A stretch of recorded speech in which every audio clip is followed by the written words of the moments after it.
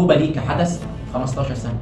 محامي ضحية جريمة الإسماعيلية يكشف مفاجآت صادمة عن الواقعة، واللي قاله الجاني في التحقيقات صدم الكل. قال المحامي محمد الجبلاوي محامي الطفل ضحية جريمة الإسماعيلية إن المتهم اعترف قدام النيابة العامة بكل تفاصيل الجريمة، وقال إنه استدرج زميله لبيته وبعد كده خنقه وضربه بمطرقة على راسه، وبعدين قطع جثمانه بصاروخ كهرباء ل6 أجزاء وحطهم في أكياس ورماهم في أماكن متفرقة جنب كارفور الإسماعيلية. الجبلاوي وضح إن أقوال الطفل كانت متناقضة، مرة قال إن اللي حصل بسبب خناقة وضربه بسكينة، ومرة تانية قال إنه كان خايف المجني عليه يبلغ المدرسة بعد ما سرق موبايله فاستدرجه وقتله. أما المفاجأة ففي التحقيق الثالث قال إنه شاف فيلم رعب أجنبي وأعجب بمشهد القتل فيه وقرر يقلده بنفسه.